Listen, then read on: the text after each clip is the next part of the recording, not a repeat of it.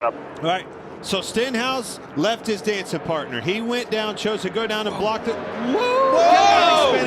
Around and into the fence goes Harvick, and it's a 7-car jam session. Eric Jones is in it. Noah Gregson's in it. Dang it. Chase Elliott.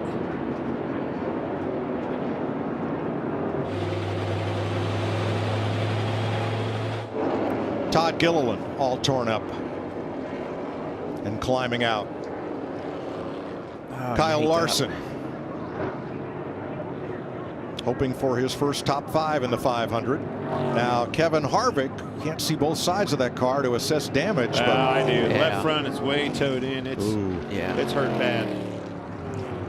And Noah Gregson, the Cinderella story of Team 62. Eric Jones, who was poised for a top 5 finish.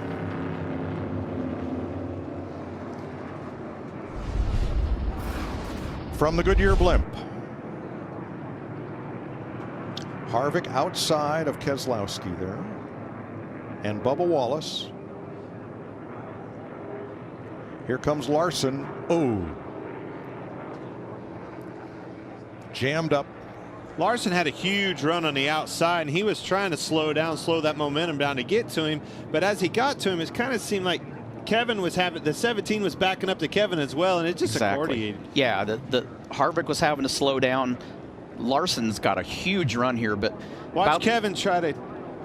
Kevin's got to run on the 17 at the same time, so Kevin has to check up here, and Kyle's got a ton of momentum.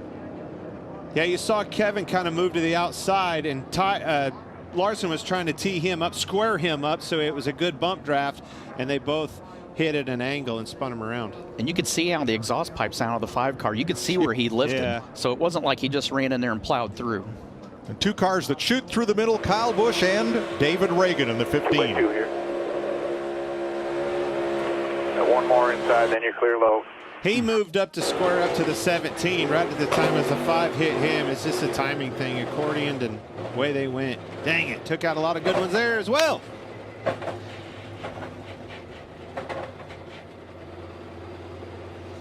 Let's ride with Chase Briscoe. Now by himself. Check up low, stay in it, lower, stay in it. I don't mind that. I think he wanted him to go low.